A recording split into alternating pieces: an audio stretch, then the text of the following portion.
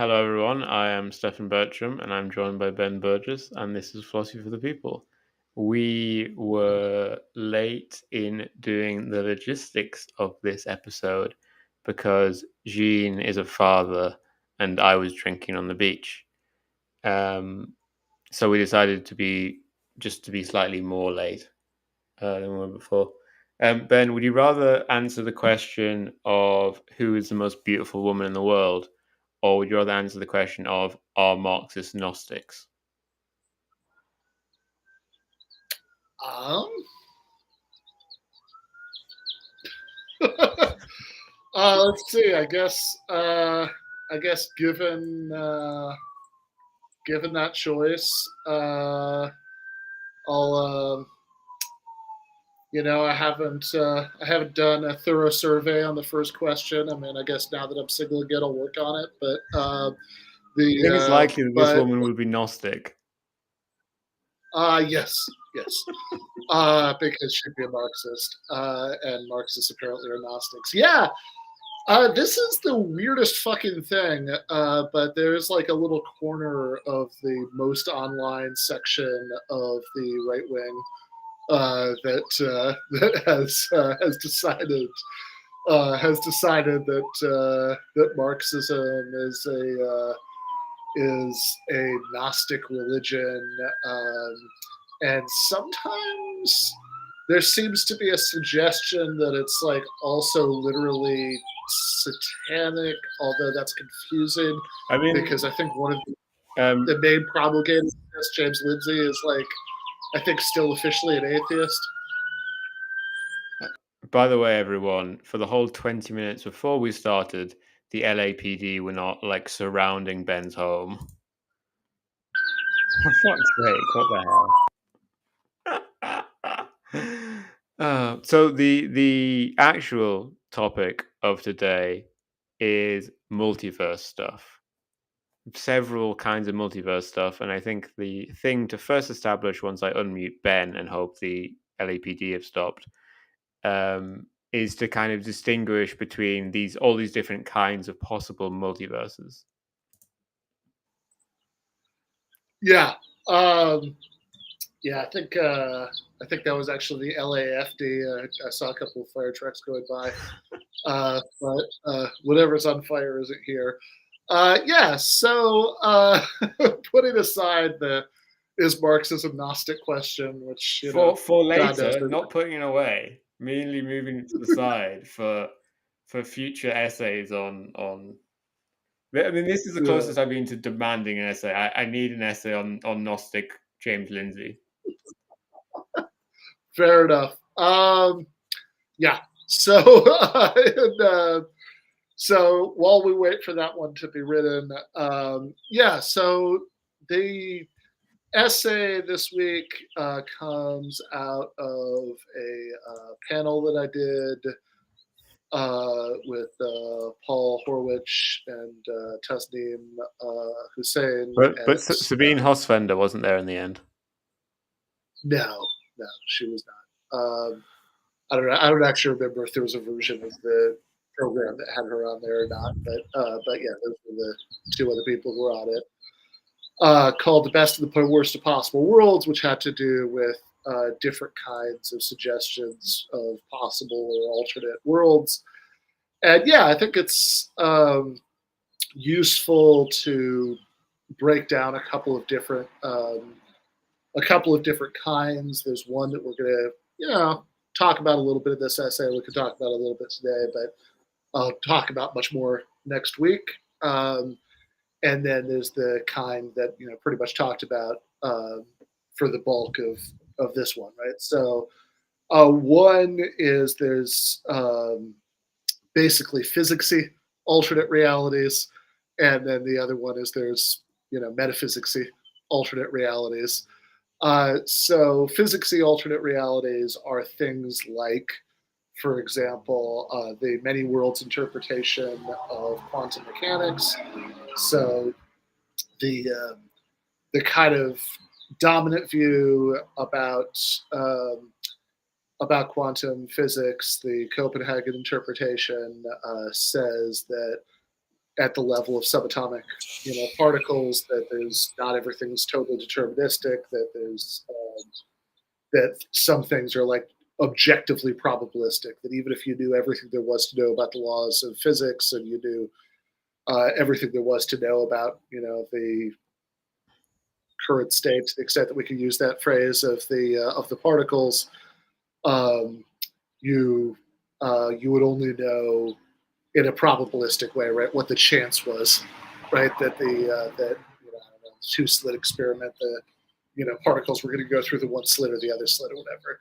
That's kind of the received view. But there's this other view about quantum physics that many physicists would subscribe to, that says no, it's all deterministic. It's just that the different We don't see the the we different don't see the other stuff because they're happening somewhere else in a different world. exactly Like the exactly idea is like the Schrodinger equation basically says that all the possible outcomes happen, and then all the other theories of quantum mechanics are trying to make sense of that in our world, where only one happens, and then many worlds like, but what if it was actually true? yeah, exactly. It's all happening, just not all at the in the same world. There's also a view that I'm going to do a worse job of explaining to that, because I have a worse handle on it, which is about cosmology. Bubble universes, where you say that this that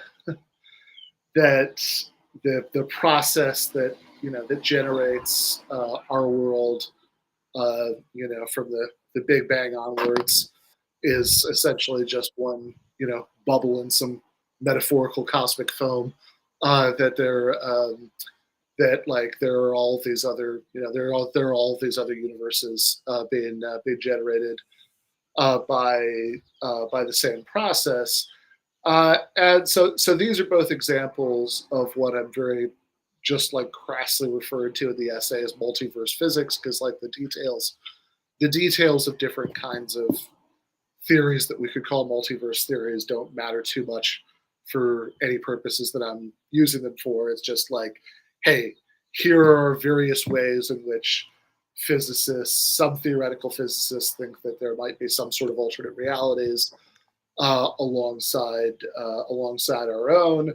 And this is roughly what there's a sort of bastardized version of being portrayed in Hollywood movies, wherein you can actually like travel back and forth between the different realities, which, as was noted in the description for the panel, there's been kind of a craze for in the last few years. which is very conceptually interesting, right? That we're kind of obsessed with these alternative. I mean, we discussed it before and talked about it in the sense of like comic books, how with comic books, basically due to the fact that they have this like small cast, they need to exist for like 80 years, but occasionally they do need to like make one of them die at some point. They really start to lean on this idea of, well, what if X-Man from Universe 2.7 came here? Yeah, so I mean the kind of conceit has been used in, yeah, as you say, in comic books, and like, I mean, whatever, the Star Trek episode where there was the evil dimension where everybody had a mustache was in the 1960s. Um, but yeah, there has been like a real craze for it recently. Certainly, you think about, like just in the last year or two, there's the movie whose name I was playing off of for the title of this essay, Doctor Strange and the Multiverse of Madness, which I actually was actually one of the is one of the only Marvel movies that I actually like, because it's directed by Sam Raimi and it sort of feels like a horror movie in the MCU. But there's also and sticking with comic book movies, there was the Into the Spider-Verse, and now Across the Spider-Verse. There's the obviously Everything Everywhere All at Once. Was like a more sort of prestigious version. It was nominated for a zillion Oscars and stuff. So yeah, there's like a lot of this. There's a lot of this around, and so that's the stuff again that you're getting.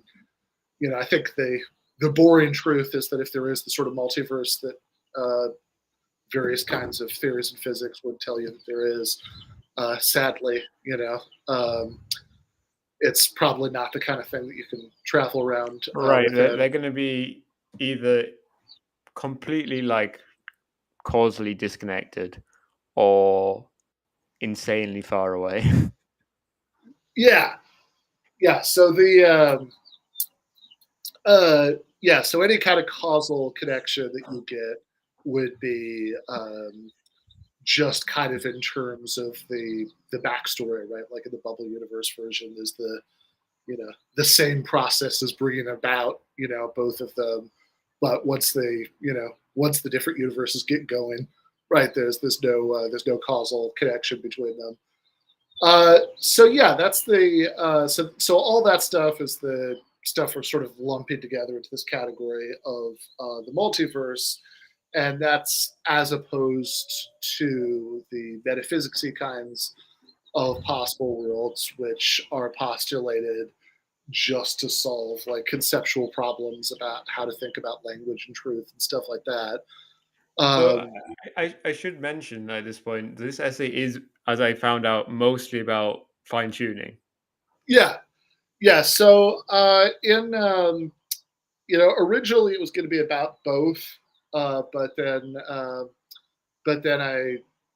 kind of thought, yeah, let's let's keep these same lengths and split it up, right? So yeah, this essay is like about half of it, a third of it is sort of laying out here are different kinds of uh, here are different kinds of alternate realities that people think might exist, and the sort of overarching claim of the essay is that um, look, if there are any, I mean, who knows? There could be, but we would we would need to like show that scientifically that you can't just like make philosophical arguments to show that any sort of alternate realities exist.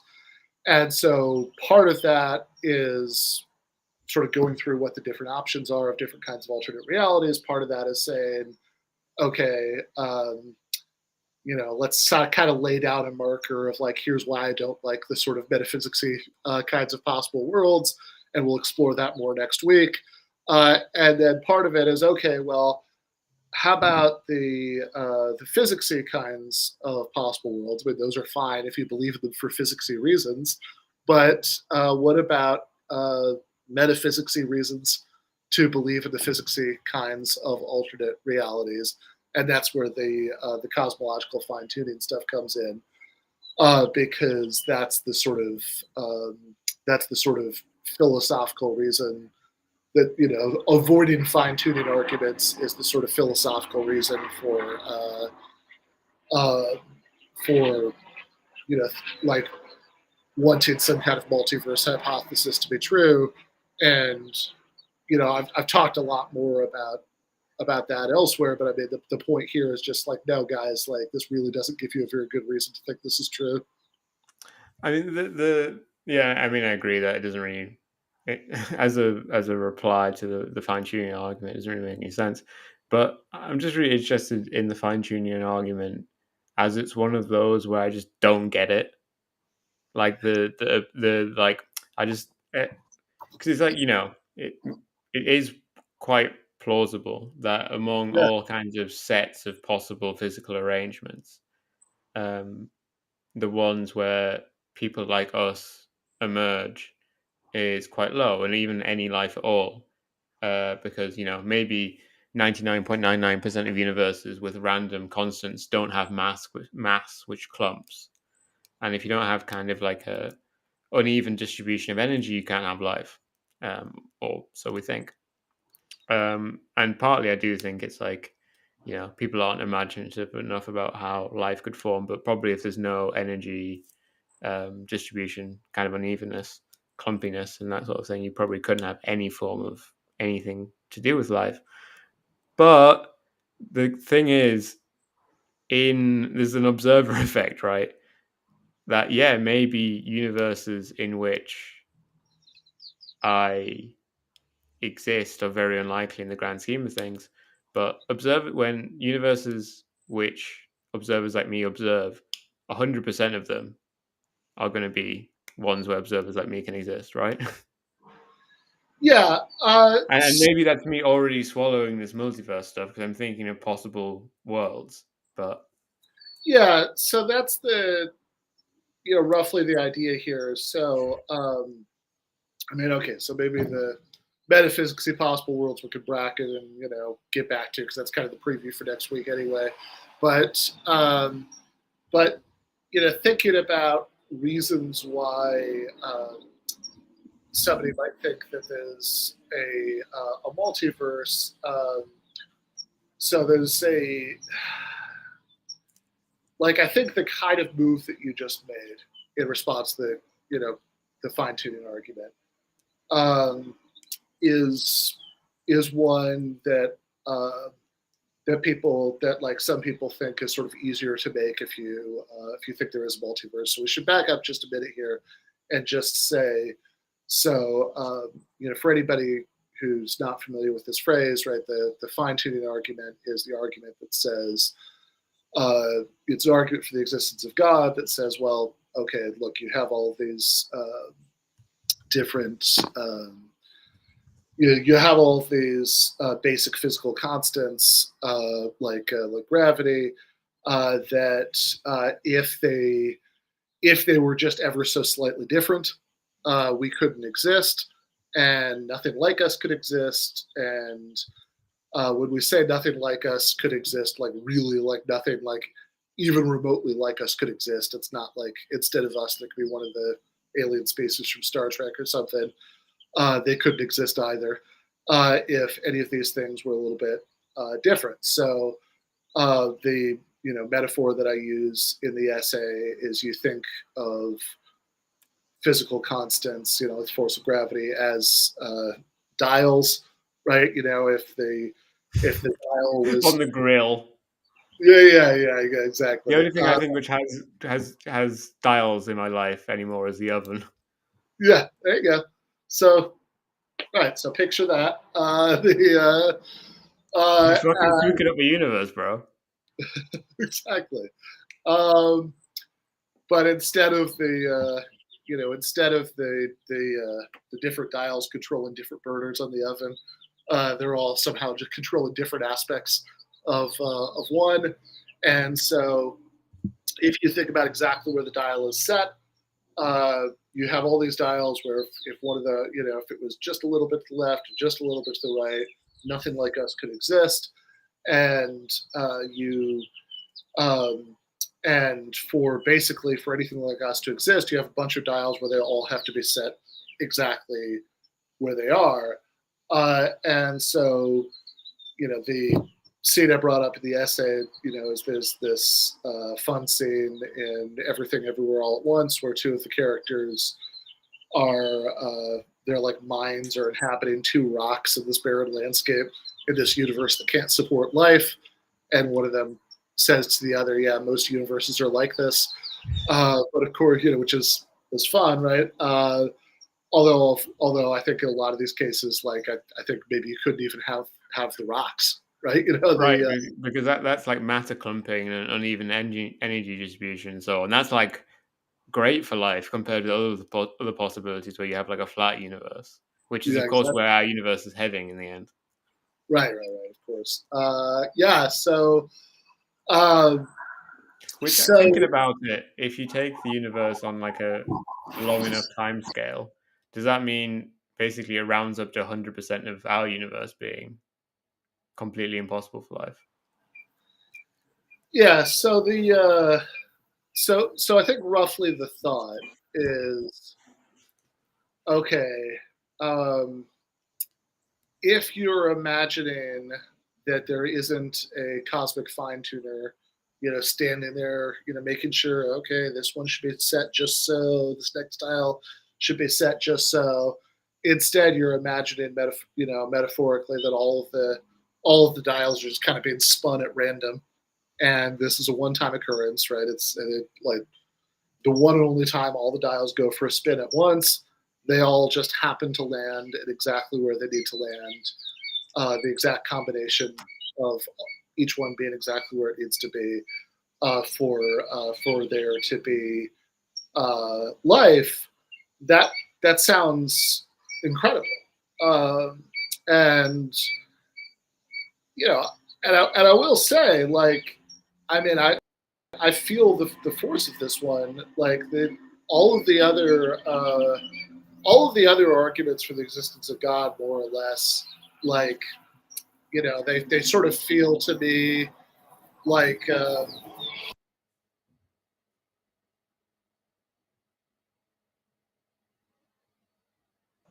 uh, yeah, there are indeed birds out here uh, behind There was the. a particularly annoying one started up, but it's interesting. We talked about this before. Um, that you, what's the one I like? I don't. Yeah, cosmological, like first cause Yeah, arguments, which you aren't really a fan of. Well, I see nothing in fine tuning. Well, that's the one that makes the most sense to you. yeah. So yeah, I think first cause arguments. Um, like I think it just sort of feels a little bit like a like a a kind of verbal argumentative trick to me. It's never. It doesn't really feel that compelling. Um, I mean, I can kind of. I actually wrote about this last week that I can kind of get to the point like where I can sort of make myself feel the force of like, okay, wouldn't it be incredibly weird if you have if cause all the chains of causation just go back forever? Okay, fair enough. That does feel pretty weird, I mean, but I guess there's something that's it also feels pretty weird if it stops somewhere yeah. and there's like a cause that nothing causes. And I think the argument feels to me like it really relies on sort of focusing on the strangeness of the first one and kind of not really thinking too hard about the strangeness of the second one, or maybe taking the strangeness of the second one as the jumping off point for feelings of religious awe or something like that. I mean, I guess maybe the thing that's similar about them is that if you don't, basically the alternative to believing that kind of the first cause is God, the only kind of good naturalistic explanation, and it's not a good one, but maybe that's just the truth, is that it was like a brute cause. Uh, the brute fact that there's nothing more about it that can be said. And that could also be true to explain why our universe's laws are the way they are. If you don't believe in fine tuning, it's to say it's just like a brute fact. So maybe that's the thing that they find they're similar in, and we're just kind of one brute fact bothers us more than the other one does. Yeah, no, that could be. So I think that yeah, I mean when I like think about the sort of sheer improbability of conditions for life existing, like obviously I'm not ultimately persuaded by it, but I mean, like that's the one that maybe gives me a minute's pause. Um, and the sort of move the multiverse solution to this is to say, well, look, if we're not imagining it, all of the dials going for a spin at once, only once, and just happens that the one time this happens, it comes up. They all come up exactly where they need to. If instead of that we're imagining, a million spins, then like okay, sure, like in all of those you'll get one, right? That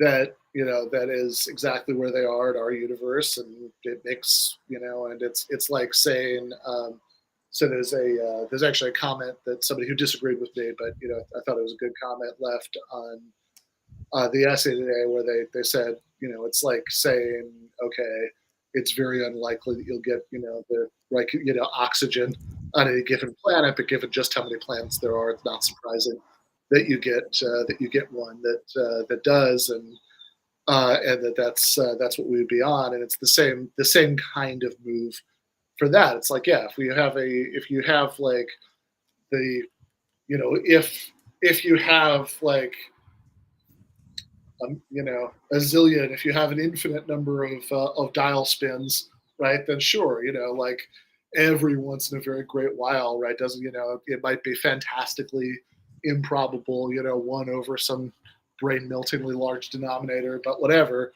It just takes one. And obvious, and then I think I think to a lot of people, rightly or wrongly, I don't totally know what I think about that, but a lot of people think that the sort of move that you just made uh, makes more sense if you assume that say, okay, well, look, there are all the different, that the why are we in this one isn't really that compelling a question, but in the same way that why would this one be the only one that exists would be a compelling question. Right, and I guess kind of I think the whole thing is complicated by the fact I'm just bringing up this comment by the fact that basically all of us aren't necessitarians, and this is kind of the connection, right, between kind of worrying about the fine tuning argument and talking about possible worlds. Uh, That we generally don't think, in a strong sense, that the past was inevitable. Like maybe physically, deterministically, it was inevitable. That's a common thought, but in a metaphysical sense it's not thought to be inevitable. Like there could be other ways things could have gone. yeah.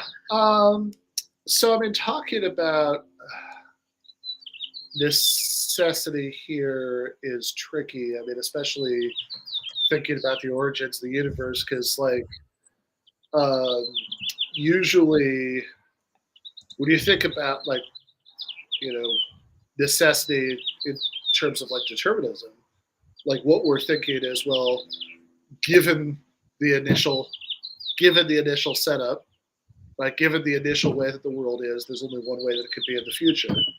Um, but it's not maybe totally obvious how that maps onto the idea that there was only one. Like, like it seems like you're at least working with some other idea of necessity if you say that, like, well, the initial conditions were the only way the initial conditions could be. Right. But I mean, just to bring it up in the context of the fact that we constantly use counterfactuals in our day to day life, Yeah, and right. especially like Okay, so past facing counterfactuals. yeah, totally. Um, yeah, there seems to. Okay, so we've been talking about the multiverse stuff, but yeah, I mean, certainly thinking about metaphysics and kinds of possible worlds. Like part of the motivation there is that we all think, come on, like we all think that there's some sense in which okay, X happened, but it was possible that Y could have happened instead. Um, even if like nobody's like even if you're a total determinist, like so you think, well, okay, that's not possible in this given the exact initial conditions and the exact laws of physics and everything. Uh, no, there are no birds; those are in your head. Should aggressively gaslight the audience with this. You're just crazy. Yeah, no, I am sitting out on the porch of my new apartment in Los Angeles. There are indeed birds chirping in the background. But yeah, Better than the so LAPD. so we clearly think there's some sense in which um, yeah, X happened, but Y could have happened instead. And we certainly think we can make sense of saying things like, if I um, I don't know, if like all I had to drink today was water, that we could make sense of saying things like, well, if I'd been drinking coffee instead of water, I'd be less tired, Yeah. right? That like everybody thinks. Nobody, I think, really denies that there's some sense in which that sentence is true. That even if you think, we live in a totally deterministic universe that, from the Big Bang onwards, there was zero chance that I would drink coffee instead of water. We still think that there's some sense in which, okay, if I had the coffee instead of the water, I'll be less tired. And so thinking about sentences like this, I think, gives you one of the sort of big motivations for believing in possible worlds in the philosophical sense. And um, and there's like more and less sort of metaphysically extravagant things that people can mean by possible worlds, but roughly you think, okay, a sentence like that, if I'd been drinking coffee instead of water, I would be less tired. We think that, like, one way of understanding that is in, in the possible worlds that are like otherwise like this one, where I drank coffee instead of water. There are other you know, possible worlds in which Ben has a table inside. yeah, this is not a long-term solution, but this is it is very nice. Ben actually conspired to make it so the show wasn't on time by posting irrelevant stuff in the chat, and that was all to conceal, so to show off his bird song to as few people as possible. Yeah, no, exactly. Yeah. So if you say like if you say, okay, this world that we're living in is the actual world, there are different possible worlds, and what it means to say that something could have happened is at least one possible world where it did happen. What you mean when you say something was necessary, it couldn't have not happened, is that in every possible happens. When you say that if X was true, Y would be true, you're saying, well, in the closest possible worlds, right, the ones, in other words, most otherwise similar to us, where X is true, Y is also true, that's the view. Now, there are a couple different things you could mean by possible worlds. And one way of using the word phrase possible worlds, which is like Saul Kripke's way of using it, is, well, a world in Kripke's sense is just a set of propositions, a complete set of propositions. So in other words, every question is answered one way or the other. So for the question, did I drink a cup of coffee earlier? Either the proposition that I did or the proposition that I didn't will be included in the world. So a complete, consistent set of propositions. That's the Kripke's way of using the phrase possible worlds. So the actual world is the complete, consistent set of propositions that's true, and the other possible worlds are just all the other. It does feel like a real philosopher's solution to the problem, which I don't think anyone would come to otherwise, where the world becomes a set of propositions, as in, actually, I could just write down the whole world in my little book. Yeah. But this also, so Kripke style possible worlds do let you do some of the things that you want to do with possible worlds talk, but they don't do everything that you might want to do with possible worlds talk. So the more robust, interesting, insane perhaps version of possible worlds is the David Lewis kind, which is what I'm really interested in for this essay, the follow up next week. So David Lewis thinks, no. A world isn't something you write down in your notebook. A world, even if it was an infinite notebook, you had an infinite amount of time, right? Like that still wouldn't be a world, right? Like a world is, one of these. Like a spatio-temporal thing, that like the one we live in. So full of concrete objects.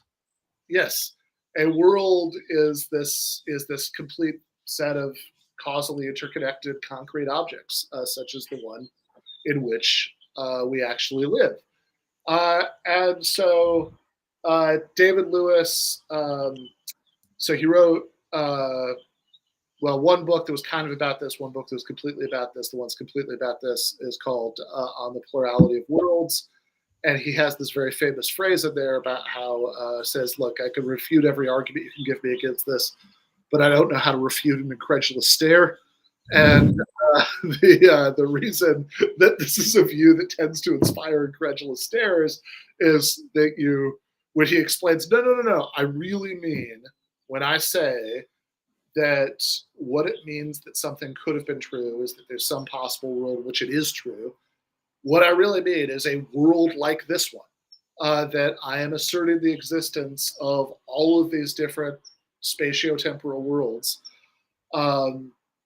that are real in exactly the same way that this world is real. And sure, this is the actual world. But they're the kind of the most extreme version of like a Canadian girlfriend, in the Yeah. sense that they're completely causally locked off.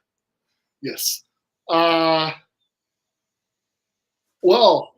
So there's actually there's a philosopher named Neil Sinababu who once wrote a paper called "Possible Girls," where he Yeah.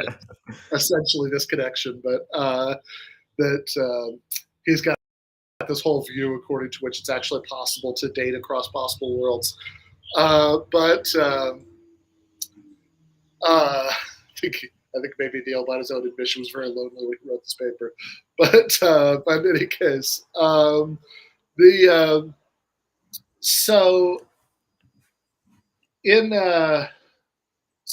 like these worlds are real in exactly the same way this one is, and sure, we might say this is the actual world; those are just possible worlds. But on Lewis's way of using these terms, that's no different from saying like, okay, 2023 is now, and 1623 is then, but that just means 2023 is the year in which I'm uttering this sentence. It's not really a metaphysical distinction. Or if I say, it's an indexical.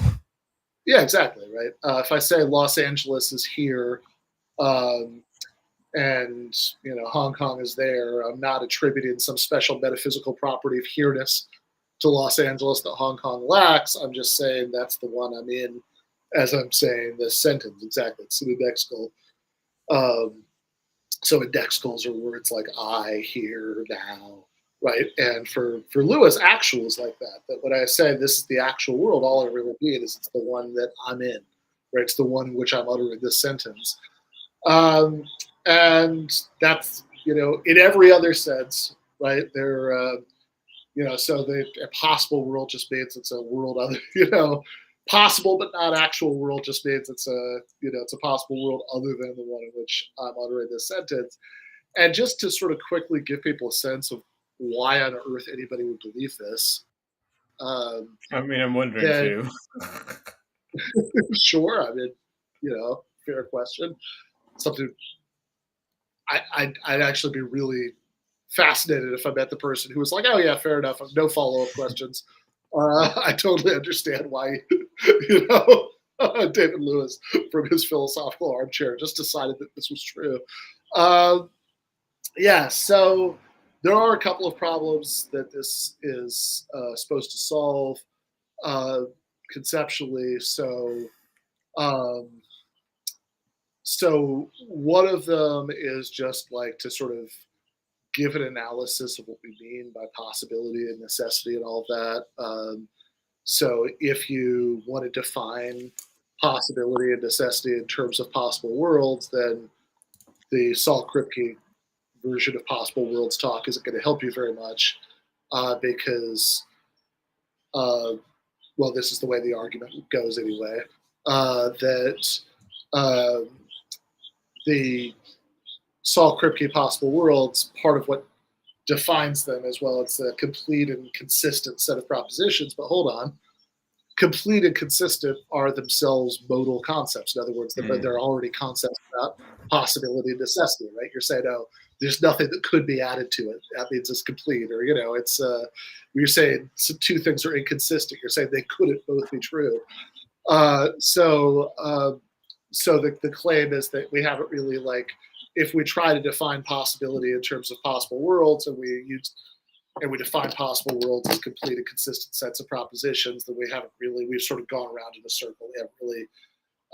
We haven't really defined anything. That's one argument. Another argument is that think about truth. Like most of us, most of the time, probably, even if we don't have the terminology, believe in something like the correspondence theory of truth that says uh, that propositions are true just as long as they match up with the way that external reality is. So I say, uh, the cat is on the mat, and that's true if and only if you know out there in three-dimensional physical concrete reality, right? The cat is indeed on the mat, or if I say, or even if I say something that I have no idea whether it's true or not, like Alexander the Great's paternal grandfather's maternal grandmother once had a splinter in the big toe on her right foot when she was 6 years old. I have no clue whether that's true. I'm never going to know whether it's true, short of inventing a time machine. I don't know how anybody could hope to figure it out. But presumably, we think it's either true or false, so we think it's true if she did, right? And it's false if she didn't. But then you start thinking about sentences like Alexander the Great could have gotten the plague and died before he became king. Mm. That seems to be true, but but hold on, what makes it true? I mean, there's no if you think of truth as something even anything like correspondence to reality, what's the reality that it's corresponding to? Right. And that's a bit of a mystery otherwise, and there are other ways you could try to answer that question, but one very straightforward way, a la Lewis, is to say It fucking happened, mate. that It happened. It all happened. All in the David Lewis's multiverse of madness. It all happened. yeah, exactly, right. That it's like, no. What makes that true is that there's this spatio-temporal, really real world in which that happened. And yeah, I am. I mean, it's a fun view. I am very thoroughly unpersuaded by it, um, but that's at the sort of point that I was making this week. I mean, I kind of got into the David Lewis possible world sort of just enough to say, okay, here's what they are, and here's in a view from 10,000 feet kind of way why I don't like them. Before going on to the physicists multiverse. Um, but but yeah, like the very general reason I don't like them is that I don't think that this is the kind of thing that you can establish through philosophical argumentation. I think that philosophy is great. I love it. Philosophical arguments can do many excellent things, but one thing that they really shouldn't be able to do is to show you that the other 99.9999999% of physical reality you didn't know about exists. I am really generally sus of multiplication of entities, like more than you probably should be. Like Occam's razor doesn't matter that much compared to just something having better arguments. But many worlds says that it might be either like a really, really big finite number or an infinite number of possible worlds. Not possible worlds, many worlds. Yeah. The Lewis thing, like I think the infinity there, because it definitely would be infinite, I'm pretty sure. And I think it's an infinity of like a different cardinality.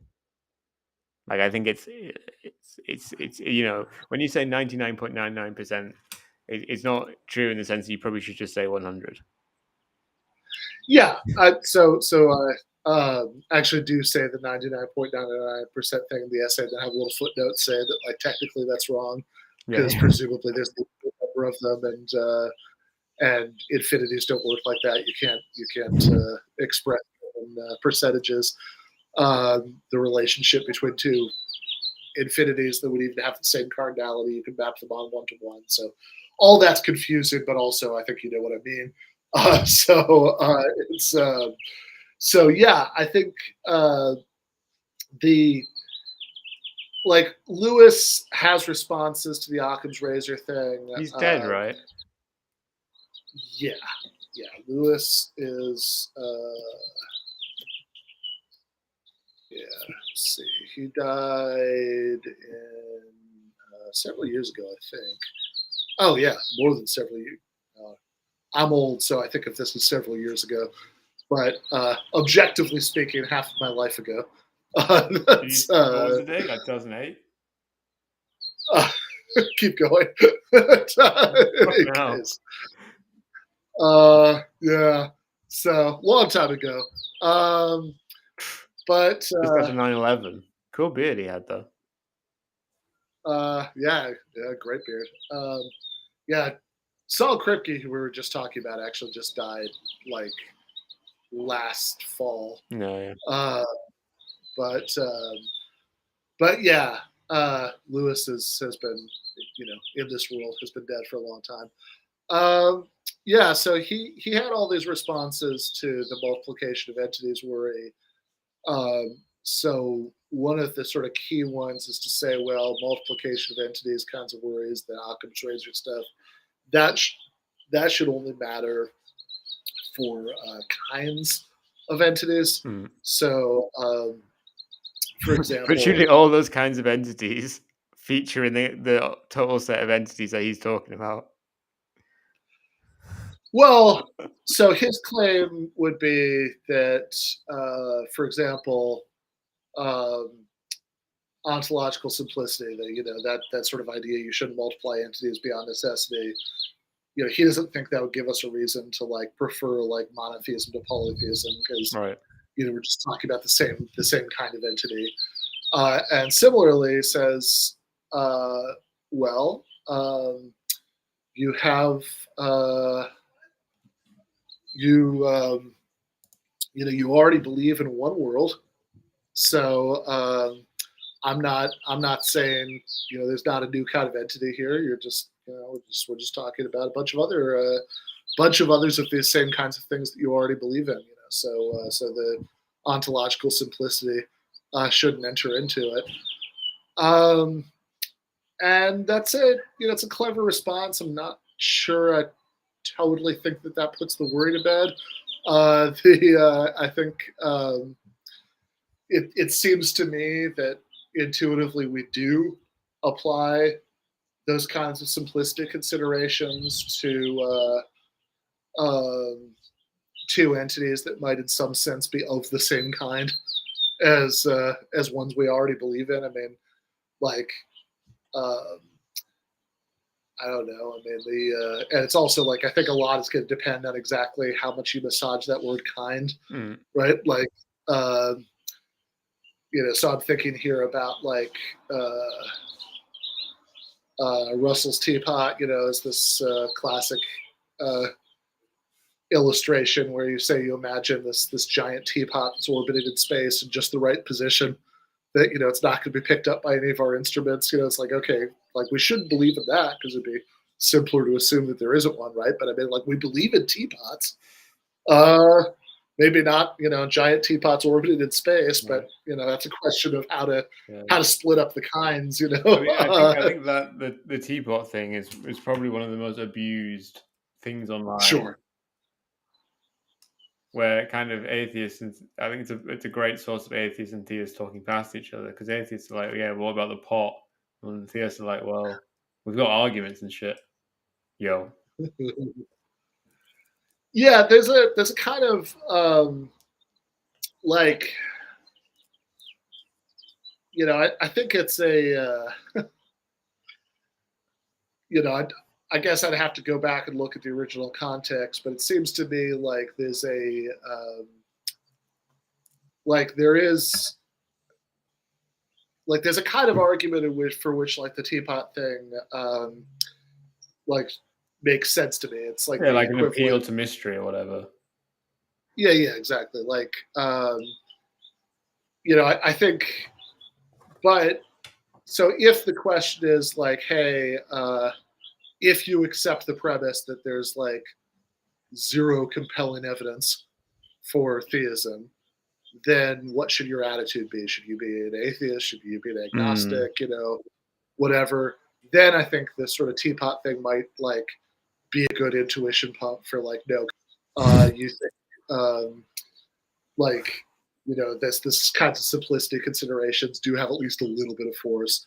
Um, Yeah, but no, then like again, I mean, I'm good with anything which can be used to further smash on agnostics, yeah, the dirty fence sitters, yeah, exactly. To the give me a dirty good, principled fence sitters.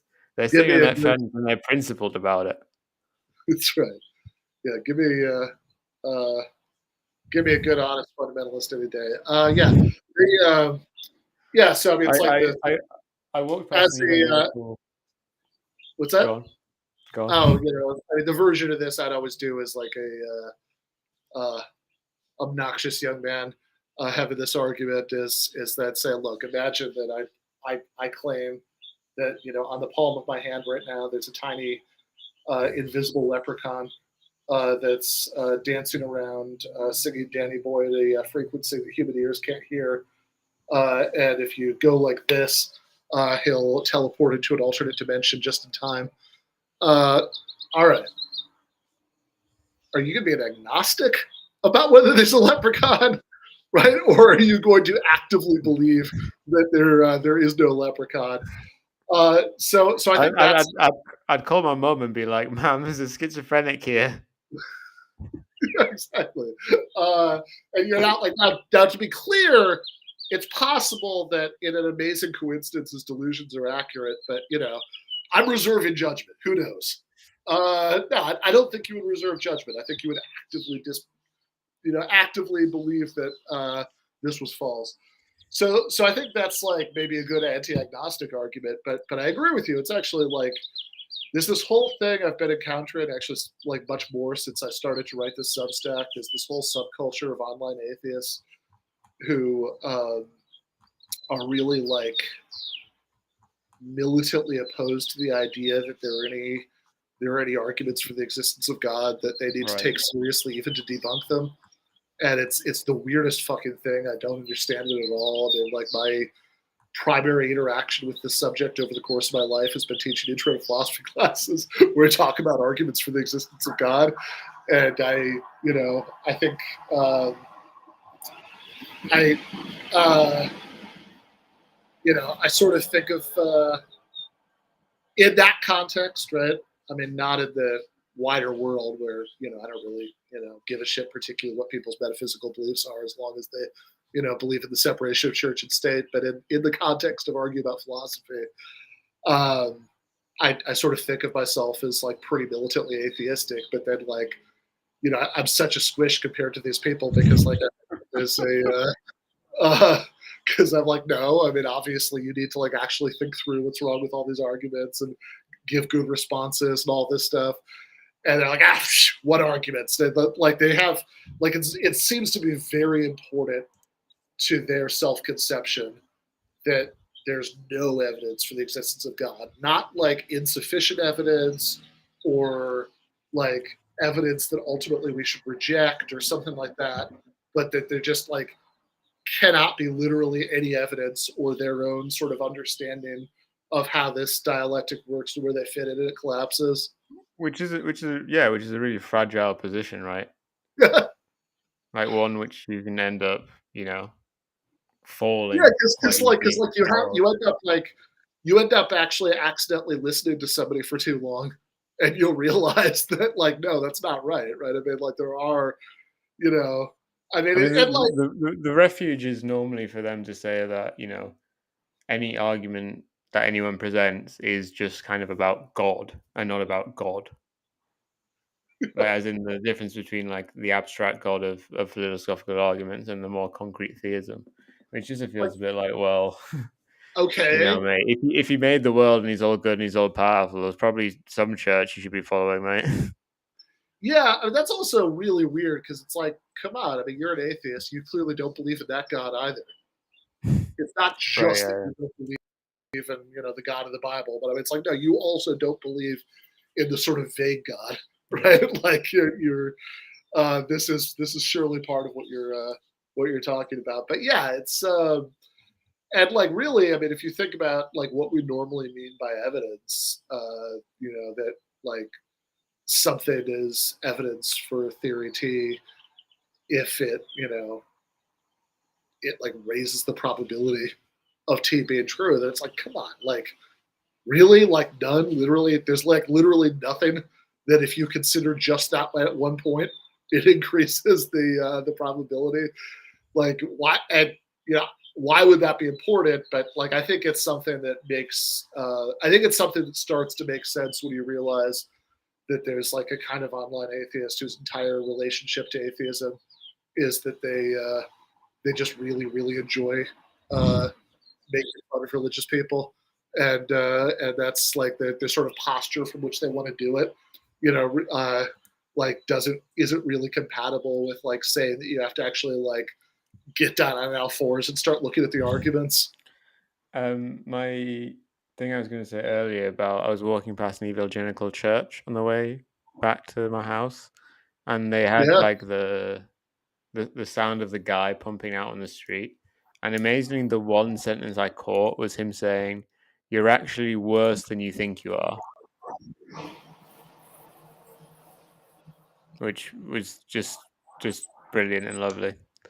Um, so Ben, what's next week? Because it's very closely related to what this week is, and possibly yeah, we've accidentally covered it today. yeah.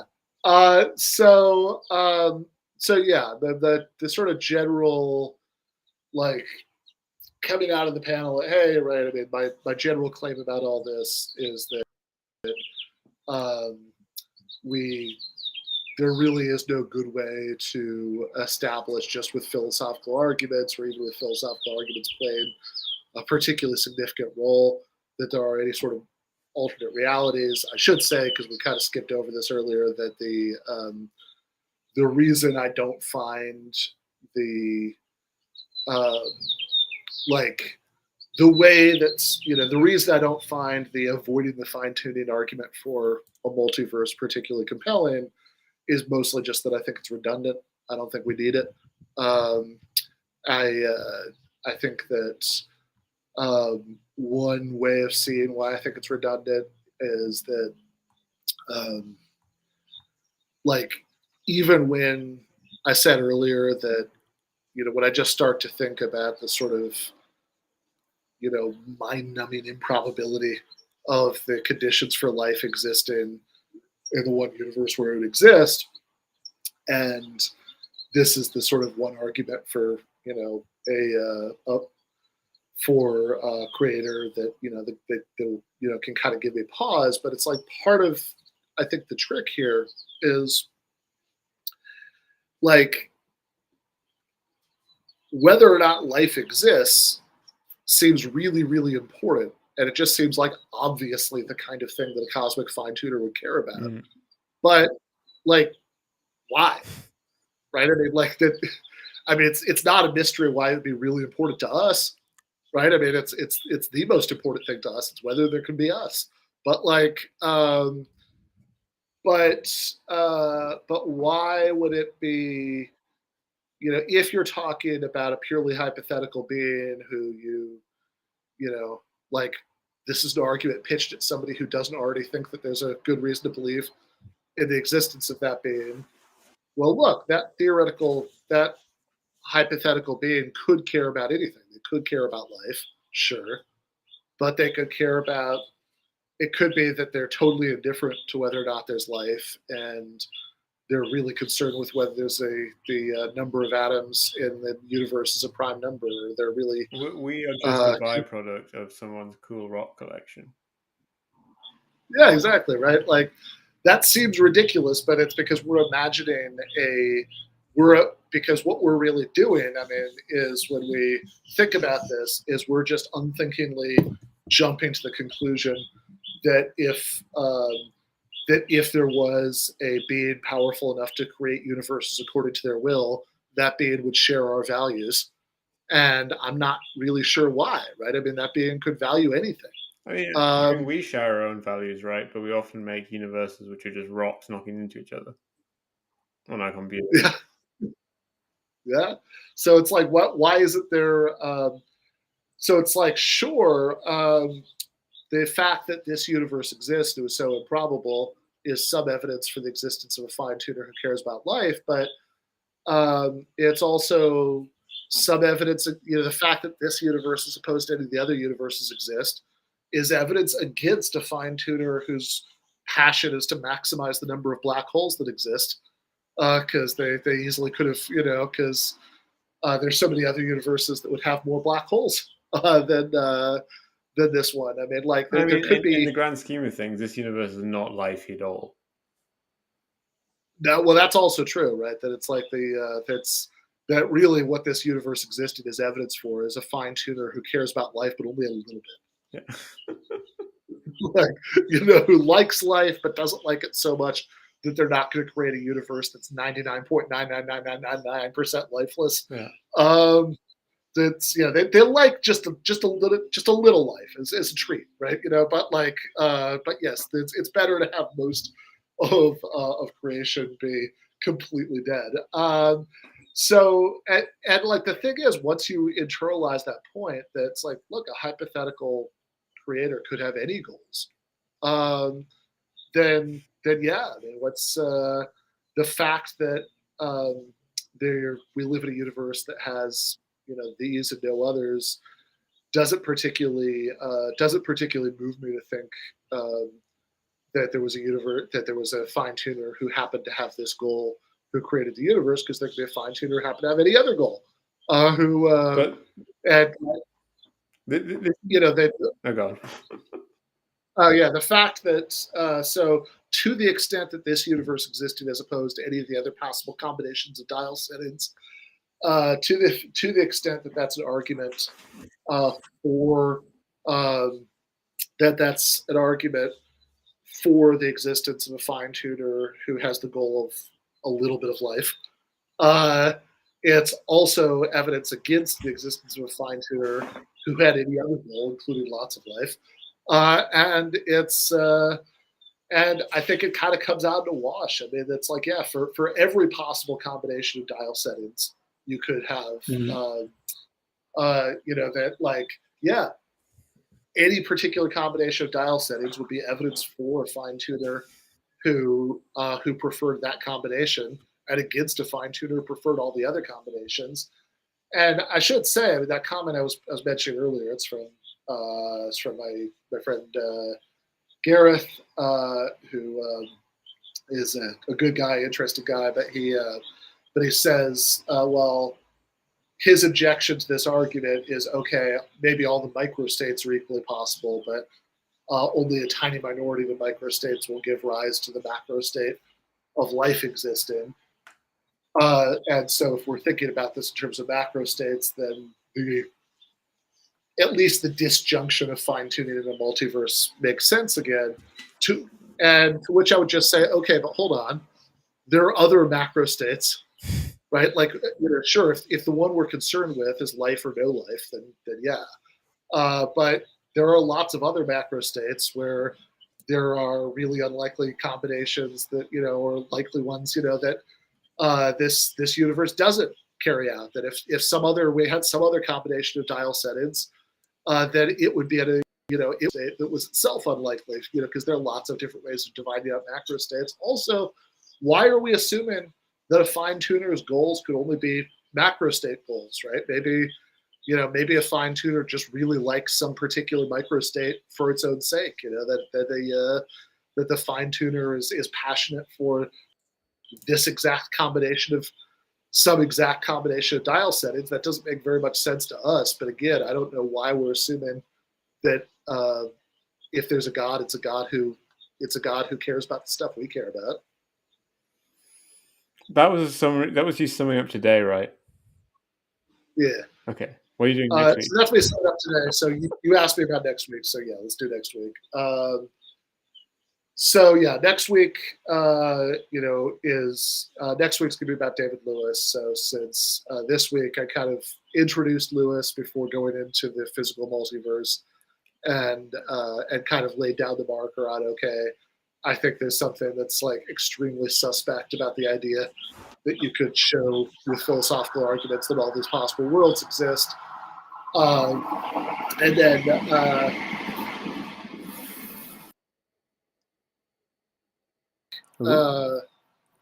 next week is going to be cashing that check, right? Next week is going to be saying, okay, well, let's actually look a little bit deeper at Lewis's arguments, and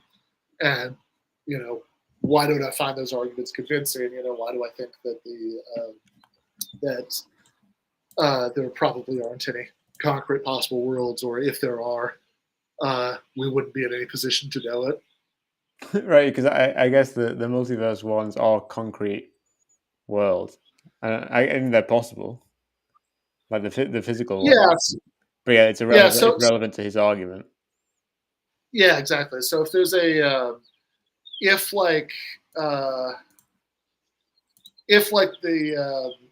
the many worlds interpretation of quantum physics is true, then all of those worlds, because part of what Lewis means by a world, right, is that everything's causally interconnected to everything else in the world, and so because there's a shared causal backstory, the collapse of the wave function, that it's that there's a common origin of this and the other worlds.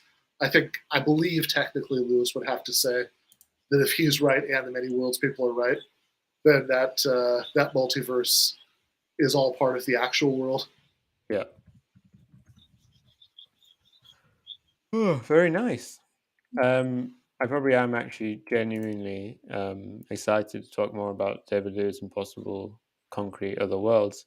I don't know how many other people in the world share that, but I guess in all the possible concrete worlds is an infinite number.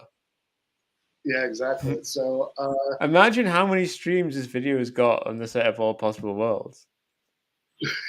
It's true. That's it's just streaming these two channels in this world, but then you have like all of the possible worlds where at least those two channels exist and they're both streaming it. And then there are like a bunch of possible worlds where there are like 12 other podcasts that are also, that are also streaming this chat right now. So yeah, if you go through like all of our listeners in all of the different possible worlds, which for the record is how I think we should do it. People are just debating in the chat now, like what bird is outside your window. I don't know. My mom would be so ashamed. She's gotten really into bird watching in retirement, and I'm sure she could like instantly identify it. Literally, like my inference is, oh, it sounds like a bird. Yeah, me too. Me too. So let's knock off before I fall asleep on stream. All right, sounds good. Bye, everyone.